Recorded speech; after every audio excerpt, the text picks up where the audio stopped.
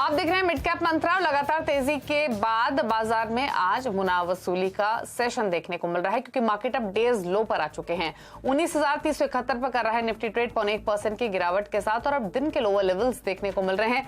और इनफैक्ट इस पूरे हफ्ते भी हमने लगातार तेजी देखी, और ये तेजी हमने पिछले हफ्ते ही इमर्ज होनी शुरू हो गई थी। बैंक निफ्टी भी 450 अंक लुढ़का हुआ है, 1% के आसपास की गिरावट दिखा रहा है mid cap index. NSC stats देखेंगे तो गिरने वाले स्टॉक्स की संख्या ज्यादा है कंपैरेटिव बढ़ने वाले स्टॉक्स के सामने। गिरने वाले शेयर्स अगर आप देखेंगे तो यहाँ पर जो रेशियो है वो 3:1 का है, क्योंकि गिरावट ज्यादा हावी है। लगभग 2000 स्टॉक्स जो गिरकर कर रहे हैं कारोबार, बढ़ने वाले स्टॉक्स की संख्या 920 के आसपास है। इसके अलावा कर्नाटका का बजट पेश हुआ है, जिसमें लिकर पर एक्साइज ड्यूटी बढ़ी है, तो ये एक अपडेट आते हुए और लिकर स्टॉक्स डेफिनेटली फोकस में रहेंगे। बियर पर जो एक्साइज ड्यूटी है वो 10% बढ़ाई गई है।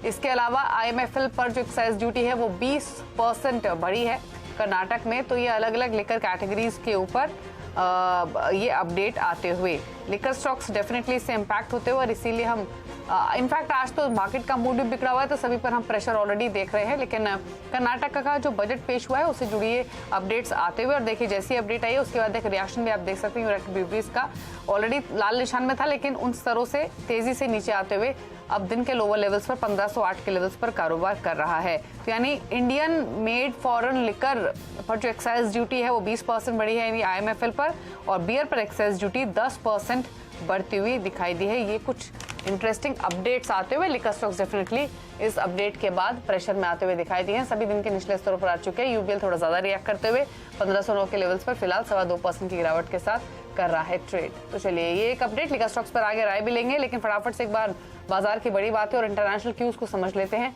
और उसके बाद मिड कैप्स का पूरा एक्शन आपके सामने लेकर आएंगे। मार्केट्स तो डेज लो पर हैं ही। अमेरिका के फ्यूचर्स देखेंगे तो 1/4% नीचे हैं। डाउ फ्यूचर्स 44 अंक नीचे कारोबार कर रहे हैं। नैस्डैक के फ्यूचर में 40 अंकों की गिरावट देखने को मिल रही है, और एशियन मार्केट्स तो सभी लाल निशान में हैं आज के सेशन में। वॉल स्ट्रीट में जो सेल ऑफ रहा उसका इंपैक्ट एशियन मार्केट्स पर भी सभी एशियाई बाजार 1-1.5% तक नीचे कर रहे हैं कारोबार।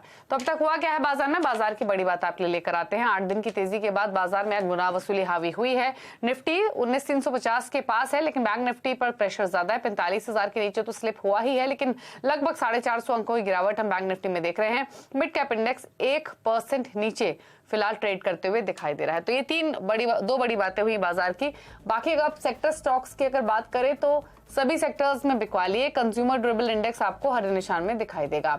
बाकी सबसे ज्यादा प्रेशर कहाँ है तो पावर स्टॉक्स में बिकवाली है, मेटल्स में बिकवाली है, फार्मा आईटी में भी प्रॉफिट टेकिंग है। आज के सेशन में सबसे ज्यादा पिटाई हो रही है। Banks, NBFCs, realty, FMCG, capital goods, power, कोई भी ऐसी पॉकेट नहीं है जहां पर कोई रिलीफ मिल रहा हो। खरीदारी सिर्फ वही है जो कि सेलेक्ट पॉकेट्स है। ऑटो एंसिलरी पैक इनफैक्ट एक इंटरेस्टिंग पैक है जहां पर हम खरीदारी देख रहे हैं। टायर स्टॉक्स कल के मूव को आज भी कंटिन्यू करते हुए, तो ये कुछ पॉकेट्स जहां पर एक्शन तेजी मंदी की तरफ देखने को मिल रहा है। अब स्ट्रैटेजी क्या होनी चाहिए इस पर करते हैं बातचीत। Shilpa Raut, derivatives lead analyst Prabhudas Liladhar से हमारे साथ मौजूद है। Shilpa, good afternoon. बताइए डेटा देख के क्या रीडिंग है आपकी, क्या व्यू रिमेनिंग सेशन के लिए, और नीचे जाएगा क्या बाजार?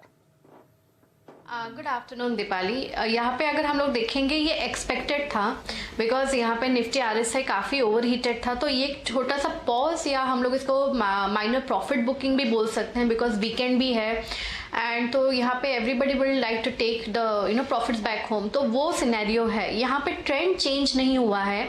जब तक हम लोग 19,300 के नीचे नहीं ट्रेड करते तब तक मुझे लगता है ट्रेंड इंटैक्ट है, जहाँ पे 19,700 के लेवल्स आपको आने वाले दिनों में दिखेगा। अगर इंट्राडे की बात करेंगे तो यहाँ पे सेम 19,330-40 पे एक सपोर्ट है जो मुझे लगता है यहाँ पे होल्ड करना चाहिए, और वापस हम लोग 19,400-420 तक यहाँ पे आगे मूव कर सकते हैं। अच्छा, तो स्टॉक स्पेसिफिक बताइए क्या स्ट्रैटेजी है आपकी? मेरे पास अभी 2 बाय है, 2 थोड़े पोजिशनल बाय हैं, लेकिन मुझे लगता है यहाँ पे डेफिनेटली पार्टिसिपेट करना चाहिए। एक है Indus tower. Indus tower 164 futures में अभी ट्रेड कर रहा है, आप इसमें ध्यान दे सकते हैं। मुझे लगता है यहाँ पे 160 पे अच्छा सपोर्ट है, एंड टारगेट्स ऑफ 172 से 178 आपको ये सीरीज में भी देखते हुए मिल सकता है। तो छोटा सा स्टॉप लॉस से रिस्क रिवॉर्ड फेवरेबल है, तो इंडस टावर एक पहला बाय है। दूसरा बाय रहेगा टाटा पावर। टाटा पावर भी 220 से सपोर्ट से बहुत अच्छा एक बेस बना चुका है, जहां से मुझे लगता है कि टारगेट्स ऑफ 235, 242, 247 तक भी आपको देखते हुए मिलेंगे। तो यहाँ पे अगेन रिस्क रिवॉर्ड बहुत फेवरेबल है। ये जो करेक्शन अभी आया है इसमें डेफिनेटली पार्टिसिपेट करना चाहिए। मुझे लगता है कि यहाँ से आपको अच्छा अपसाइड मिलेगा। चलिए, तो ये तो ट्रेडिंग स्ट्रैटेजीज आपको बताई हैं स्टॉक स्पेसिफिक शिल्पा ने। अब बात करते हैं मिड कैप्स की। इंडेक्स तो नीचे है ही, 1% के आसपास की गिरावट के साथ मिड कैप इंडेक्स डेज लो पर कर रहा है कारोबार। तो यहाँ पर प्रॉफिट टेकिंग तो आते हुए दिखाई दी ही है। लेकिन बात कर लेते हैं अब सेलेक्ट पॉकेट्स की। शुरुआत करेंगे फाइनेंशियल्स के साथ। एनबीएफसीज आपकी स्क्रीन पर लेकर आते हैं जहां पर दबाव है, और इस कैटेगरी में MNM financial, Shriram finance, Repco home finance ये दबाव के साथ कारोबार कर रहे हैं। आज के सेशन में सटन क्रेडिट केयर दबाव में है, 3% तक का गिरावट यहाँ पर देखने को मिल रही है। सरकारी बैंक्स देखेंगे तो यहाँ भी प्रेशर है। IDBI bank, bank of India, central bank of India, Punjab national bank 2.5-3% नीचे कर रहे हैं कारोबार आज के सेशन में। फार्मा में भी गिरावट, और बिंदु फार्मा, सन फार्मा एडवांस, नेटको फार्मा, बायोकॉन 2% से लेकर 3% की गिरावट इन स्टॉक्स में भी देखने को मिली है। आईटी स्टॉक्स भी दिखाते हैं आपके स्क्रीन पर। हालांकि यहाँ पर इंटेलेक्ट डिजाइन पर तो खबरों का इंपैक्ट है, 6% नीचे है, लेकिन बाकी स्टॉक्स में भी कोई रिलीफ नहीं है। आर सिस्टम्स 4% नीचे, लेटेंट व्यू में 2.5% की गिरावट है, और साथ ही एल&टी टेक सर्विसेज 2% नीचे है। रियल्टी स्पेस के शेयर्स डीएलएफ 2% नीचे, गोदरेज 1.5% नीचे, महिंद्रा लाइफ स्पेस लाल निशान में, और उबरर रियल्टी भी 1% नीचे कर रहा है ट्रेड। तेजी का है ऑटो एंसिलरीज में। 12+ ऑटो, सुब्रो, सोना, बीएलडब्ल्यू, मिंडाको आप तेजी के साथ कारोबार करते हुए 12% तक का उछाल स्टॉक्स में देखने को मिल रहा है। और ये वो नाम है जो आपको पिछले 2 महीने में स्पेशली लगातार तेजी की तरफ ही कारोबार करते हुए दिखाई देंगे। ऑटो एंसिलरीज में टायर स्टॉक्स भी एक्शन में। अपोलो टायर्स को आप देखेंगे तो वो भी 2.5% की मजबूती दिखा रहा है। लेकिन अब बात करेंगे कुछ और स्पेसिफिक स्टॉक्स की, स्पेशली सिप्ला की और इंटेलेक्ट डिजाइन की, टाइटन की और सोभा की। ये वो स्टॉक्स है जहां पर सबसे ज्यादा हलचल आज देखने को मिल रही है। ये स्टॉक्स ऑफ द डे भी हैं। यतिन मोहता हमारे साथ मौजूद हैं और डिटेल्स के साथ कि क्यों एक्शन स्टॉक्स में देखने को मिल रहा है। बताइए यतिन।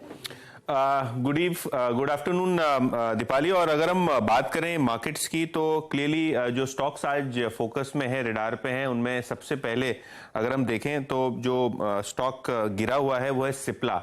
इंट्राडे में लगभग 2% की आपने गिरावट यहाँ देखी थी। इसका कारण ये था कि इन्होंने ऑर्बिट्रॉल करके एक इनहेलर है, उसके 6 बैचेस यूएस मार्केट से रिकॉल किए हैं डिफेक्ट के चलते।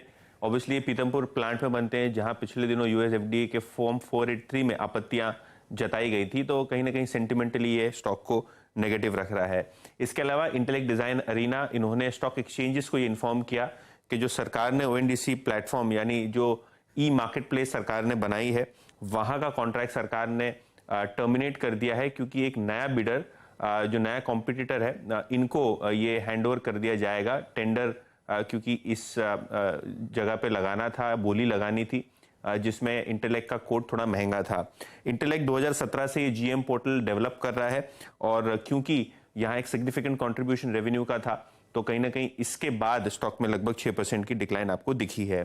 टाइटन ये एक स्टॉक फोकस में है। Q1 की अपडेट आई बहुत बेहतरीन, 20% से ज्वेलरी ग्रोथ आपको दिखी बढ़ते हुए। इनफैक्ट अक्षय तृतीया जो अप्रैल में था और वेडिंग सीजन जो जून में थी, उसके कारण अच्छी खासी खरीदारी यहां देखने को मिली है। तो अपडेट के बाद स्टॉक में 2% की तेजी। और शोभा डेवलपर्स, इनकी Q1 में बिक्री 28% से बढ़ी है। ऑब्वियसली इसका रीजन ये है कि 25% तक इनकी रियलाइजेशंस भी बढ़ी है, और ये जो मंथली और क्वार्टरली अपडेट है शोभा ने जो दिया है, उसके बाद शेयर में लगभग आपको 4% की तेजी दिखाई पड़ रही है। ओके, तो ये वो तमाम स्टॉक्स जो कि आज फोकस में हैं। शुक्रिया आपका इतनी डिटेल्स बताने के लिए। चलिए क्विकली शिल्पा से कुछ स्टॉक्स पर कमेंट ले लेते हैं। हालांकि यतिन ने जिन स्टॉक्स की बात की है तो वहां पर तो खबरों का इम्पैक्ट देखने को मिला है, लेकिन टाइटन, जिस किसी के पास भी पोजीशंस होल्ड हो उनको क्या करना है अभी टाइटन में शिल्पा? यहाँ पे टाइटन मुझे लगता है एक बार प्रॉफिट बुक कर लेना चाहिए। टाइटन कल हमने यहाँ पे आपके चैनल में भी BTST 3100 पे दिया हुआ था फॉर टारगेट्स ऑफ 3200, जो यहाँ पे आज अचीव ही हो गया है। तो यहाँ पे क्योंकि मार्केट में एक छोटा स्लाइड आ सकता है, तो यहाँ पे प्रॉफिट बुक कर देना इस वाइज। ओके, चलिए तो ये रहा रही टाइटन पर 3163। हालांकि जहां खुला वहां से थोड़ा नीचे ही आया, तो यानी प्रॉफिट टेकिंग देखने को मिल रही है। लेकिन आगे बढ़ेंगे और अब बात करेंगे देश के फोन जियो भारत की।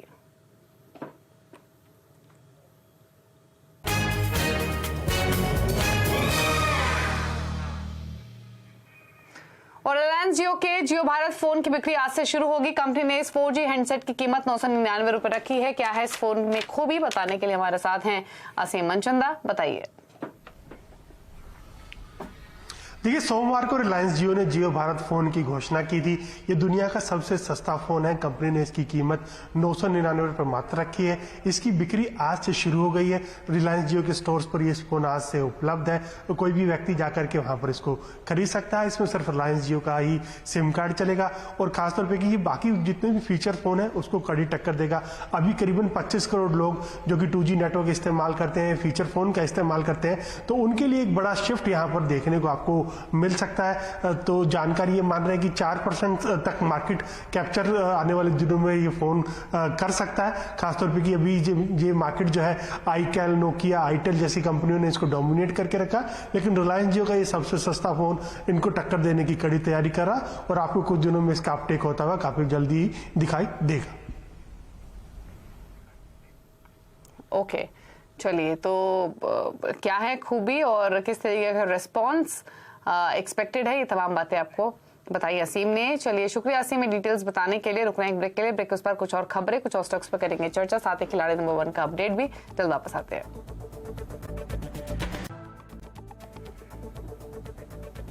आप देख रहे हैं मिड कैप मंत्रा। खिलाड़ी नंबर 1 का अपडेट भी लेकर आएंगे, लेकिन उससे पहले बात करते हैं खबर की। बालासुर हादसे के बाद अब रेलवे ने कवच सिस्टम पर काम तेज कर दिया है। सीएनबीसी आवाज को मिली एक्सक्लूसिव जानकारी के मुताबिक रेलवे इस साल के अंत तक 200 ट्रेनों में कवच सिस्टम लगाने की तैयारी में है। और इस एक्सक्लूसिव खबर के साथ और डिटेल्स लेकर दीपाली नंदा हमारे साथ मौजूद है। दीपाली, बताइए क्या डिटेल्स और क्या तैयारी। देखिए, कवच की बात करें तो ये देश में बनी हुई टेक्नोलॉजी है जो खास तौर पर बड़े रेल दुर्घटनाओं को टालने में सक्षम है। बालासुर हादसे की बात करें तो वहां पर कवच मौजूद नहीं था और कई बार जानकारों ने बताया कि अगर वहां पर कवच होता तो इतना बड़ा हादसा शायद ना हो पाता। अब हमें ये एक्सक्लूसिव जानकारी मिल रही है कि पूरी तरह से जो कवच इंस्टॉल करने का मैकेनिज्म है वो फास्ट ट्रैक मोड पर आता हुआ दिखाई दे रहा है और रेल मंत्रालय इस साल के आखिर तक 200 से ज्यादा ट्रेनों में कवच को इंस्टॉल करने जा रहा है। जितने भी जोन्स में जनरल मैनेजर्स हैं उन्हें यह बता दिया गया है कि वो प्रायोरिटी वाइज रूट्स को आइडेंटिफाई करें। खासतौर पर ऐसे रूट्स जो वल्नरेबल साबित हो सकते हैं, वहां पर कवच को लगाने के लिए पूरा रोड मैप रेल मंत्रालय को सबमिट कराएं और अप्रूवल मिलने के बाद जो टेंडर जारी करना है उस प्रक्रिया में बिल्कुल भी देरी ना की जाए। तो ये निर्देश रेल मंत्रालय की तरफ से सभी जोन्स को दे दिए गए हैं। हालांकि रेल मंत्रालय ने ये टारगेट रखा था कि 2024 के आखिर तक सभी ट्रेनों में कवच को लगाया जाएगा, लेकिन अब चरणबद्ध तरीके से प्रायोरिटाइज करते हुए रेलवे ने फैसला लिया है कि पहले चरण में 200 से ज्यादा ट्रेनों में कवच को इस साल तक इंस्टॉल कर दिया जाएगा। ओके, शुक्रिया आपका दीपाली ये डिटेल्स बताने के लिए। 200 से ज्यादा ट्रेनों में कवच लगेगा ताकि किसी भी अनफॉर्चुनेट इंसिडेंट को टाला जा सके और लगभग 50 लाख के आसपास का खर्च आएगा इसको प्रोसेस करने में। लेकिन चलिए मार्केट की तरफ रुख करें तो दिन के लोअर लेवल्स पर ही बाजार फिलहाल ट्रेड करते हुए गिरावट बनी हुई है। प्रेशर कंसिस्टेंट है और दिन के निचले स्तर ही देखने को मिल रहे हैं। ऑल्दो इस कमजोर मार्केट में भी सेलेक्ट स्टॉक्स हैं जो तेजी दिखा रहे हैं। एक अपोलो टायर्स पर राय ले लेते हैं फटाफट से शिल्पा की। शिल्पा, बताइए इस स्टॉक पर राय क्या है आपकी अपोलो टायर्स।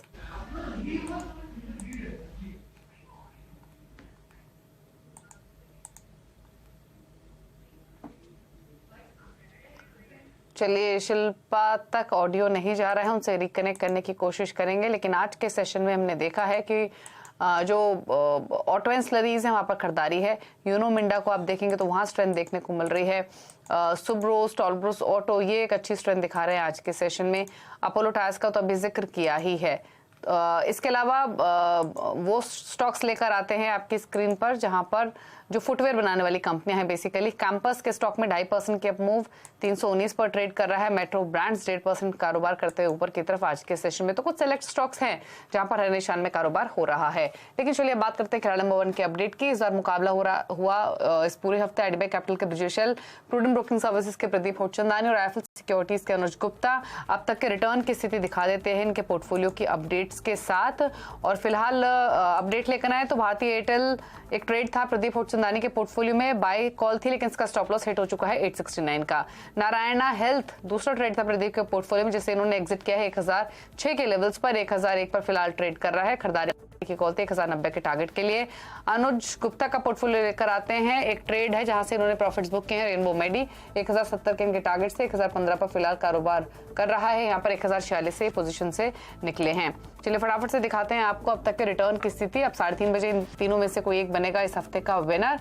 और मुनाफे के मीटर में रिटर्न की स्थिति अगर आप देखेंगे तो लीड कर रहे हैं अनुज 8% के रिटर्न के साथ, ब्रजेश 5%, प्रदीप होटचंदानी का पोर्टफोलियो 1% के रिटर्न लैंड कर रहा है। रुकना इसी के साथ एक ब्रेक के लिए। ब्रेक उस पर आप देखिए न्यूयॉर्क कंपनी में आज हम बातचीत करेंगे केसी इंटरनेशनल के एमडी और सीईओ विमल केजरीवाल से। नमस्कार।